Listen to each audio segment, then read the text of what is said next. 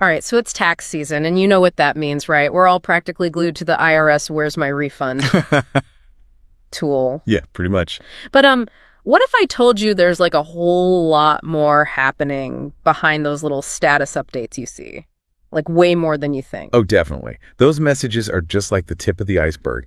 There's this whole world of data and algorithms and potential problems that are going on in the background. Yeah, and that's exactly what we're diving into today. We've got a ton of research and articles, even some real life stories from taxpayers, to help us all understand what those status messages actually mean. Like what actions you can take. Right. We'll even uncover some pretty surprising stuff about delays and things called offsets that might make you rethink your whole refund strategy.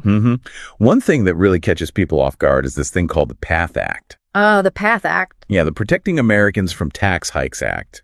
It basically impacts when you can actually get your refund. Okay, yeah, fill me in on that because I know that's a big one for a lot of people. It is. So the PATH Act makes the IRS hold refunds for anyone who claims the Earned Income Tax Credit or the Additional Child Tax Credit Okay. until at least the middle of February. Gotcha. And here's the thing. It's not just the part of the refund that's from those credits.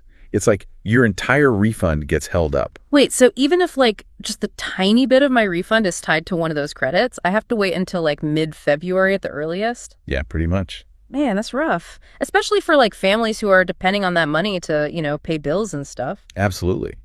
It can be a real challenge for people to budget if they don't know about that delay beforehand. Yeah. Imagine a family is expecting a $3,000 refund and only $500 of it is from the EITC. They could have to wait for that entire $3,000 until mid-February, even if they filed way back in January. Oh, wow, that's tough. It makes you wonder if there's a way to get around that a little bit. Maybe adjust your withholdings or something during the year so it's not such a big hit all at once. Definitely. It's really important to think ahead and realize how these tax credits could affect when you get your refund. I mean, everyone wants the biggest refund possible, but maybe it's better to spread it out more throughout the year. Yeah, makes you think. So we know the PATH Act can cause delays, but what about other things? I know our sources mention that sometimes the IRS needs more info from you, and that can really slow things down. Definitely. Sometimes the IRS needs more documents to prove things on your return, to make sure everything is accurate. Right. So they'll send a letter asking for the details. But get this, those letters can take 2 or 3 weeks to actually arrive in the mail. Oh man, the good old snail mail strikes again. You're sitting there checking, where's my refund, every day thinking everything's going smoothly, and then bam, you get hit with a delay you didn't even know about. It's really frustrating for people. Yeah. And often it's a total surprise. It just goes to show how important it is to really understand how this whole system works and be ready for things to not always go perfectly in. Absolutely. So, okay, we've got the PATH Act, and we've got these potential requests for more information. Are there any other surprises people should watch out for? Well, there's also something called offsets. Offsets? Basically, your refund can get reduced or even completely wiped out if you have any debts that you owe to the government. Oh, like unpaid taxes or student loans and stuff like that. Exactly. Or even things like child support or state taxes.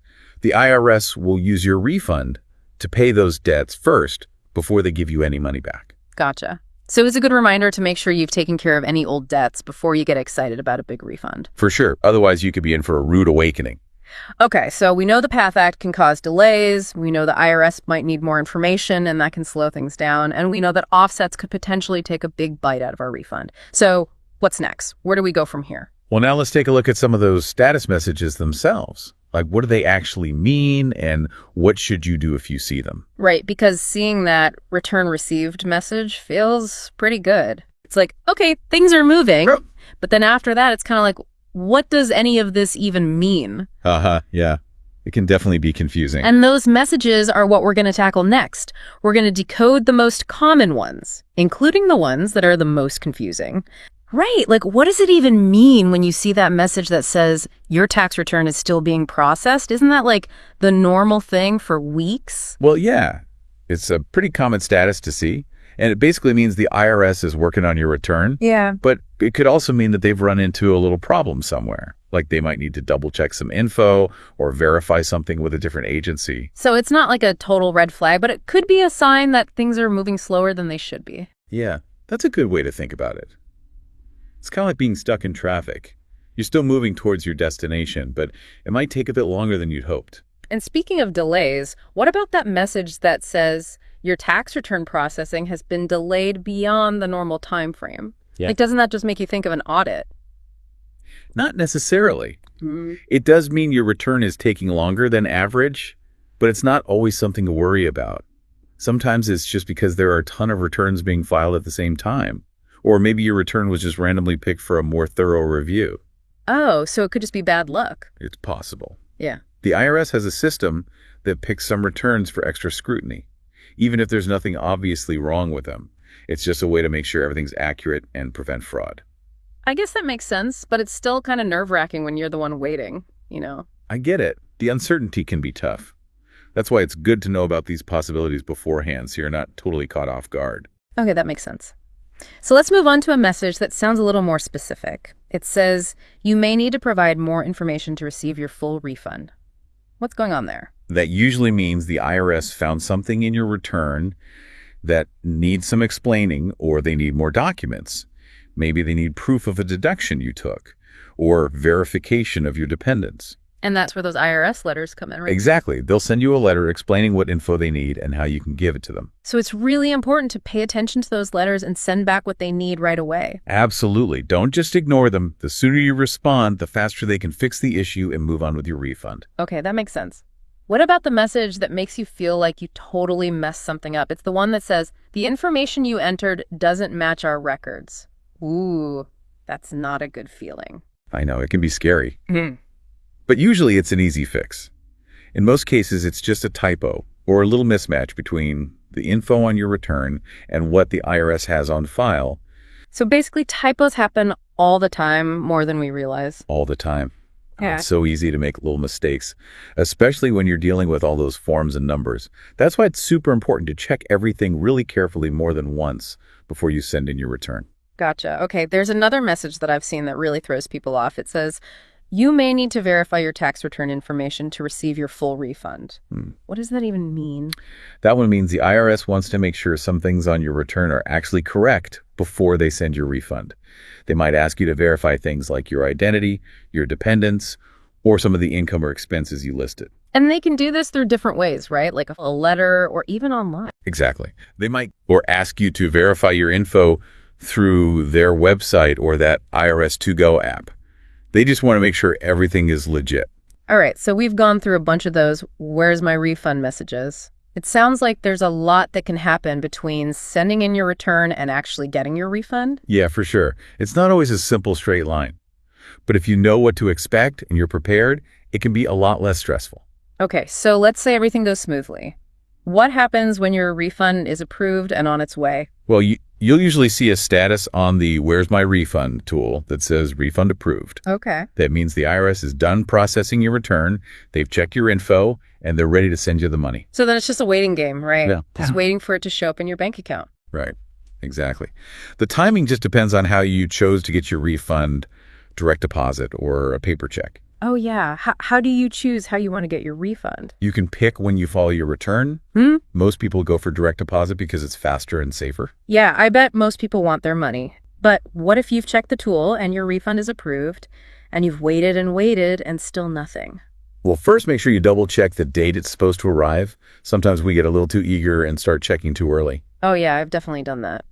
But what if the date has passed and the refund's still not there? Then it's time to contact the IRS directly. They have ways to help you track your refund and figure out what's going on. So it's not just like a black hole where refunds disappear forever? Not at all. The IRS has systems in place to help taxpayers. Yeah. It's just a matter of knowing where to look and how to get that help. This has been super helpful. I feel like we've really gotten a look behind the scenes of the Where's My Refund tool, and it's not as scary as it seemed before. I agree.